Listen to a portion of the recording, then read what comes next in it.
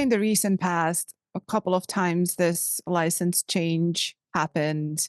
So there are a lot of single vendor open source projects out there. And at the same time, at least I personally still have a challenge to make people and companies understand sometimes that control and maintaining control over an open source project is one of the worst things that they can possibly do. Like even within projects where like the project is complex, so getting new people and companies involved is already harder because the technology itself is so complex that the bar just got raised way higher.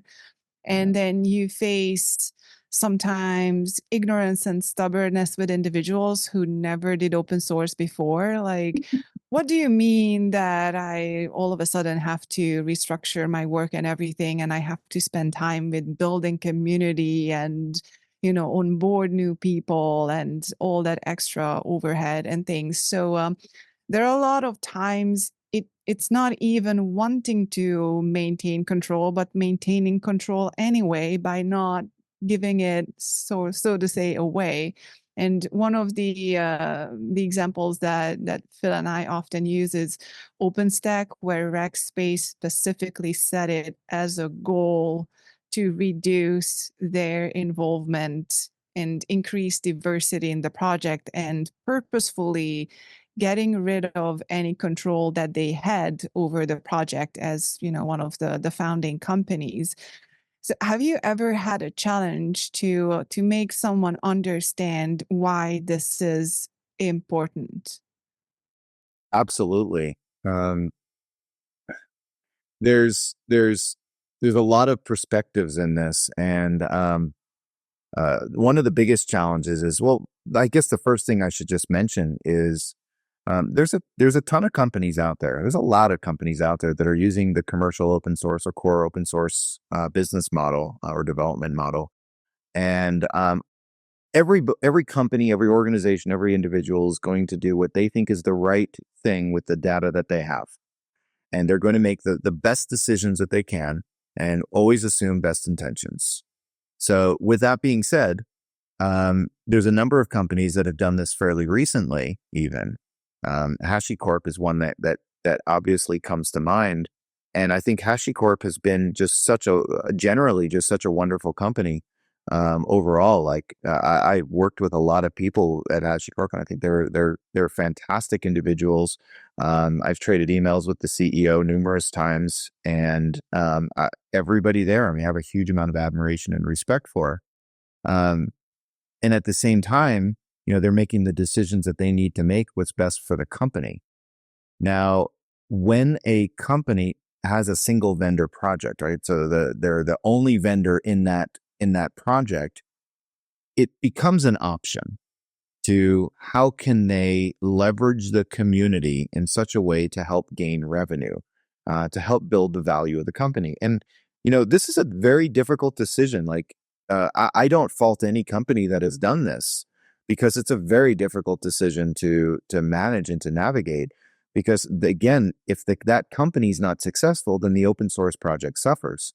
So it's in our interest to make sure that company is successful. But if there's an option for that company to hold it hostage. And again, I use that word kind of lightly, but I don't mean it lightly. Uh, we don't want to give companies that option, to be clear. Like, I don't want companies to have that option, maybe is a better way of saying it. I understand why they do. Believe me, I've been there, done that. I understand why they do. But from an open source perspective, from a community perspective, it's not advantageous to the community. I guess you can argue that from an open source perspective, it's better than commercial. And commercial is the other kind of option to this, to have a proprietary license.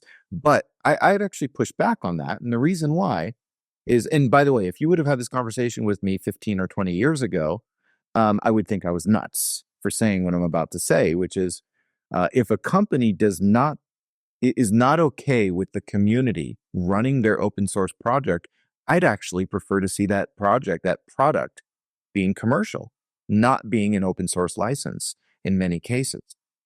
And I think now companies are open sourcing things for the name that it's open source in name only in many cases. And it's not truly an open source project. And I want to encourage companies, there is nothing wrong with having a commercial product. Nothing at all.